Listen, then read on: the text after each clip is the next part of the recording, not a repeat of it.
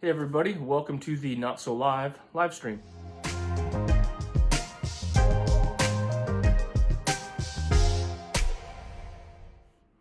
Alrighty, so I fully planned on doing a live stream this evening. However, some change of plans, and I will be around. I will be in the chat if anybody has any questions for me. I just can't have video up and running tonight. So I wanted to do some work on my layout, but we'll probably do a bit of a update. I might even put in a little bit of work that I've been doing in here after we go through this. But the main thing I wanted to do is I had a bunch of people asking me how I was doing the dual power system on my layout, and I wanted to explain that a little bit because I had quite a few emails about it wondering how I was doing this, if I could send them the wiring schematic or whatever. So instead of sending that to each person, I'm going to go over it. I will drag over the whiteboard of knowledge in a moment here, but I'm currently rewiring my layout so I don't have power on here to make this function properly. So let's kind of talk about what I have planned here. So I have been 3D printing like a mad fool for the last couple of days to make a project box to put all of this in. I ran out of black PLA. I've got some on order. I probably will reprint this at some point.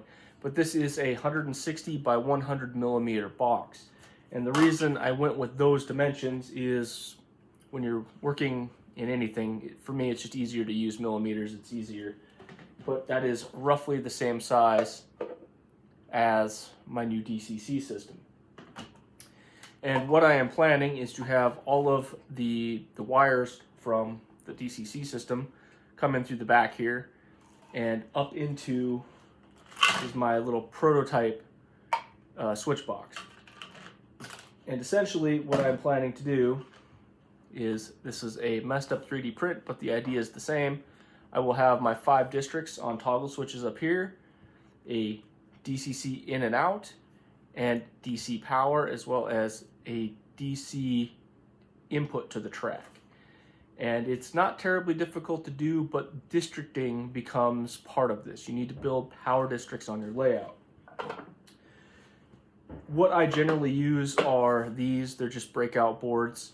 I take these are the power bars that come with them. I break them in half. You just snip them a little bit and bend until they snap in half. Peel back some of the insulation there, and then I just solder to each end. And then where I run, and I just use speaker wire for my, I think this is 16 AUG speaker wire. It's really flexible and easy to get places. It's also super cheap. That's what I use. I just run it to these, solder to each end, and then you essentially have a bus bar for your positive or negative in DC, or your 2 different polarities in DCC. So I got lots of these. I got them in a couple of different sizes. And each of these go to a kind of centrally located area underneath the layout where each of my districts runs to. Now with the case of my very upper loop and my secondary loop here, I don't run them to these. They are coming straight back to the DCC control system. There's not a whole lot of feeders on those, so I can just basically run them straight back. So a lot of the questions that I got is, why would I do dual control? Well, I want to test DC locomotives, also being able to run my DCC locomotives at the same time. So each of my power districts could technically be powered separately at any given time. So the way I have this set up is to, in the up position or forward, because they'll be laying down in here. This will be up for DCC and down for an auxiliary. You can also shut off a section just by putting it in the center position. What that allows me to do is then any of these in the down position can use my auxiliary input, or I can even leave that auxiliary input hooked up and just run regular DCC. I currently have 4 zones or districts on my layout. I will be adding an upper area to this as we get a little further along for doing my polling power tests. This will control power to that section so it's not powered all the time. So let's go ahead and pull over the whiteboard of truth, and we will talk about why I'm doing all this and how I'm doing all this. Okay, I have the whiteboard of knowledge up in front of us here, and we need to talk about some things. So before we go over the wiring of the 5 districts up top here, we need to talk about the type of toggle switch you need to get. So in this situation, there is a particular type of toggle switch that you need. The first thing you need to know with these type of toggle switches is momentary versus constant on. We want constant on. However, if you were using one for flipping turnouts, a lot of times you want a momentary switch where it returns to the center position so power is turned off. In this case, we want it to be constant on. So I believe that's actually called a latching toggle switch. I can't remember, that type of stuff escapes me, but we also need the 3 terminals, and what that means is double throw. So if the toggle switch is in this current position, the power coming in here will then come out over here. This one is electrically disconnected. However, should we flip this to the other direction, now the power coming in here is going out here. This one's electrically disconnected. So you're swapping between the 2 outputs. We need to change that slightly for this, and we'll get to that when we get down here. But most toggle switches that you see are single pole double throw. What that means is there's 1 pole and you can flip it 2 directions. What we need is 2 poles because we're working with 2 polarities in DCC or positive and negative with DC.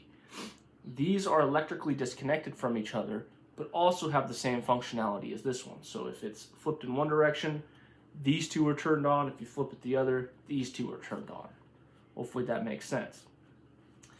So what that allows us to do is swap between 2 inputs with different polarities and not have the power, cross over. You also don't have to use 2 of these switches. One single throw can handle both electrical inputs. So now that we know what type, this is a double pole, double throw, or sorry, brain fart. Double pole, double throw. DPDT. So make sure you get the right type of toggle switch, otherwise this isn't going to work properly. So once we get those all put into their location, and like I said, I'm 3D printing a cover for my project box, so all of them will be screwed in right there. You're going to have something that looks like this. Now this might look ridiculous, but just follow, it's really simple. Alright, so in this particular situation, we don't necessarily want to take 1 input and send it to 2 outputs. We need to do the opposite. So our inputs are the outer set of terminals. We're going to do DC on top and DCC on bottom. Remember, this is vice versa. It essentially points to which direction you want it to go, right? So if you have the toggle switch flipped this way, it is pointing towards this set of terminals, so they're turned on. So in this case, I want the top to be DCC and the bottom to be essentially an auxiliary, correct? In that case, I want my DCC input on the bottom, so when the toggle is flipped up, it is currently connecting those 2 leads. So we have 2 inputs and 1 output. This totally works fine. Everything's electrically disconnected. The one thing you do need to know, though, is your districts need to be well isolated from one another. Take a multimeter, make sure you're not getting any connectivity across those. Use isolators, whatever you got to do, just make sure you don't have anything jumping across them. In my case, only my upper loops, not a big deal. They're completely attached to one another. The only thing I need to be careful on is, say, running a locomotive from my main onto my yard, because they're electrically disconnected from one another, and they're my first 2 inputs here. You got to be careful if you're doing that. So if I'm playing with the DC locomotive in my yard, I need to make sure that I don't drive one of my DCC locomotives into the yard. That could cause problems. So I would recommend only doing this on loops that are totally disconnected from the rest of the track. That way you don't have any possibility of that happening. But we move forward. You're going to take your DC source and you're going to take your positive and just wire across to the top left of every one of those switches. The reason why you're doing that is you're essentially building a bus bar. You're just putting positive polarity all the way across. And then you're going to take your negative and do exactly the same thing on the top right. You're building another bus bar. Even if you switch polarity on your DC controller, it's going to function just fine. So unless the toggle switch is turned on, that isn't going to bother any of your DCC stuff. Same thing goes for the DCC side. You're going to take your polarity 1, bottom left, all the way across, and polarity 2, bottom right, all the way across. Hardest part of doing this is soldering 2 leads to the same clip and not having them pop off because they get hot. So just an experience thing with soldering. You learn how to do that, but that could be probably the most frustrating thing. So now each of these are going to be your districts. So the first one in my case, that's going to be my main. Second one's going to be my yard.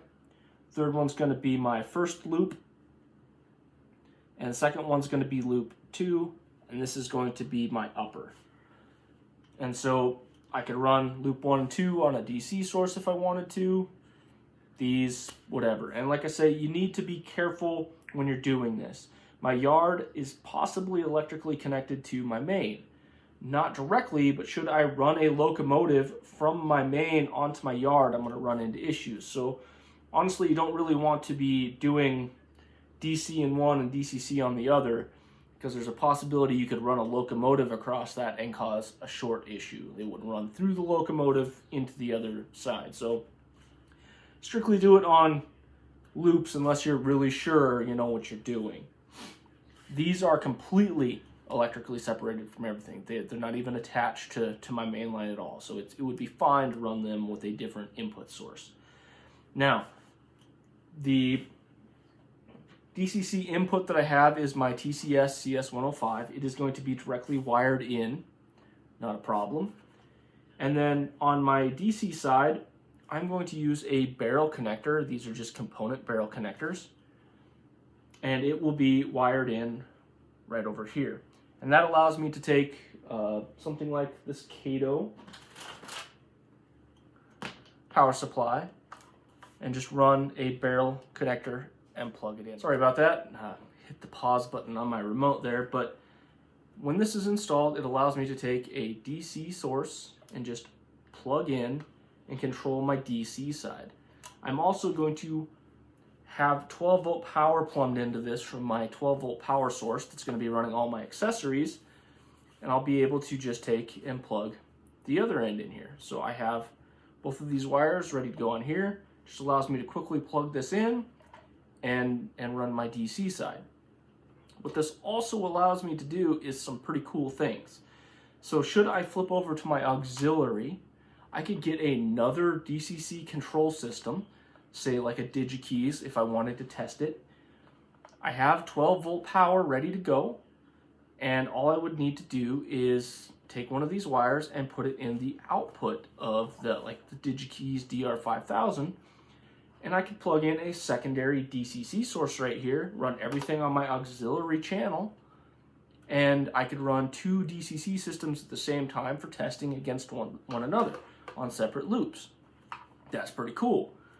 Also, what it allows me to do is we're going to keep this one completely electrically disconnected for the moment, and I want to mess with 3 different DCC systems.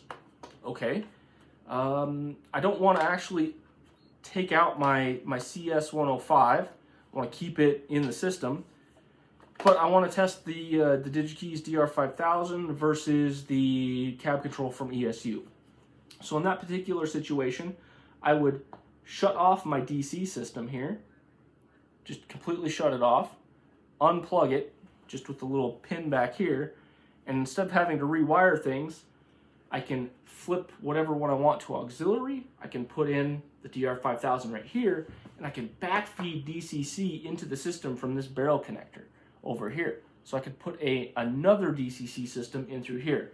So I wouldn't have to tear this out. I could just pop the connector out the end and everything would function just fine. So that's cool. That gives me the ability to essentially run easily 3 different systems into this without having to totally disassemble my layout. So as I start to test more DCC systems, I'm ready to go. the other real cool thing, and I know people have struggled with this because it drives me absolutely crazy. This DCC input-output that I'm wiring in, again, uses a barrel connector. And just for giggles, I put this together. I had a spare chunk of Kato Unitrack, and I soldered a barrel connector on it. Now, I don't know about you, but occasionally you get a little something in the gear, or you want to clean the wheels on your locomotive, and you're looking at it and you realize it's on the other side.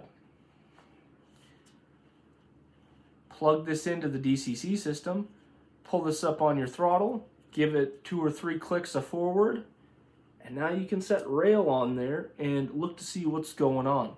Auxiliary power, I could also run this to something else if you wanted to hook up a secondary system or whatever, just an auxiliary out. But yeah, having the ability to hold your locomotive, set some rail on it, roll the engine forward or backwards just to see what's going on, pretty cool little feature that I'm building into this. So that's kind of what I'm doing there. So I hope this was informational. A lot of people were asking me how I planned on doing this and wiring it.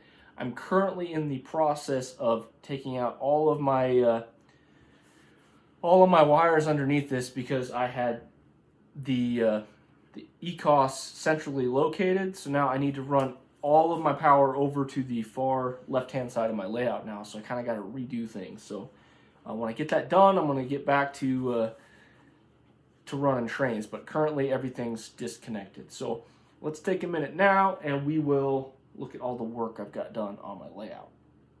All right, so spring has sprung in my area and we are making progress with some of the dirt. Getting that glued in here in some specific spots just to kind of add a nice background layer.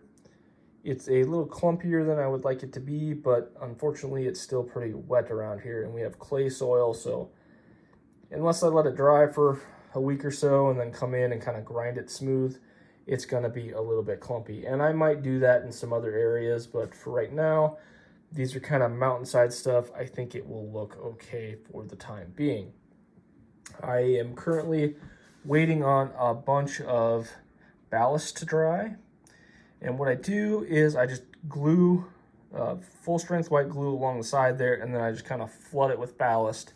And what ends up happening is you get something that looks similar to what we got right here. It tends to work pretty good. The scenery generally butts up against it pretty well, like we got down here, and you can't see the edges. I've also completely finished work on the entire yard area here. So all the ballast in there is ready to go. I've done a little bit more work around the station. That all is up to snuff for me. I've mentioned it in a couple of my videos. That is the power distribution thing that I've got. And this right here will be where all of my DCC system stuff goes. Got my remotes up over here. I have yet to ballast all of this, and I've currently got my access panel open. I've been doing some work back over here. Right now, I've just got some weight on some cork. That is going to be the asphalt base for my my metal building that's over here. Hint, if you haven't found a good way to make asphalt, cork ends up looking really nice. Hit it with an asphalt black and it turns out looking almost perfect in end scale. Got another piece of it up here. This is where my hanger's going to go. It's going to sit on top there. Again, just got some weight there to hold it in place. I did a bunch of dirt work where my my crashed UFO has to go. These are some of the plugs that I've been playing with. Honestly, if you do it well enough, it's almost difficult to spot some of, like right there. I might not need to cover them up at all. When I get farther along, I'm going to add trees. I've had a few comments, how come you don't have any trees? Because it needs to be one of the last things you do, because you're constantly reaching over stuff and you end up snapping them off or doing whatever. I got my my mill installed over here. I did some weathering on it. I think it actually turned out really nice. That was a gift from my father for Christmas. I decided not to do it in its totally, kit-like form. I kind of made it look broken, so like the water wheel sitting over here. Put a couple of guys there, and then there's a bunch of wood chips out here that they were loading in the train. I think it gives it a nice little look. Done some grass work over here. It's not final yet. I'm still messing around trying to get my static grass to work just a little bit better. One of the major things I did is I decided that is going to be what the backer for the tunnel over here is gonna be. I think it fits pretty well. I just needed to get a couple layers of paint on there, and then I need to kind of get it glued in place where I like it. That way I can go ahead and come in and get my backer board put up finally. So that's been a bit of a long time coming, but it is up now, and I'm liking the way it's starting to look. Gives a nice little change of scenery back over there. It'll make for a nice scene. I kind of need to figure out something to do right over here. Not really sure yet, but we will get there. And then, yeah, as the glue dries here, I'm going to do this in sections. We're going to come around here. I'm going to make a road, and this will kind of lead over to right here. The very last thing I will do is my access panel, but I've done the rest of the ballasting for the drop-off point here, and that'll kind of be where everything gets loaded. I picked up some cool things. I got them really cheap. One of them is this flat car, and it can haul one of my excavators like that. That's pretty awesome. And it came with this little dump truck, so that will kind of sit right over there. I might even put some gravel in it, ready to be loaded. So that's awesome. That was a cool little find that I picked up. I'm also looking for a Bigfoot for my my cave here, so if anybody knows where I can get one of those, I'd appreciate it. Yeah, as far as updates go, it's just been ballasting, and slowly doing a little bit of, greenery work right over there. We are getting to the point where I might be able to start working on my water feature. Oh, the one big thing I did change. I am changing out the bridge over here. I felt that the other truss bridges that I have were just blocking too much of the scene, and so I really wanted to switch it over to something that was a little more open.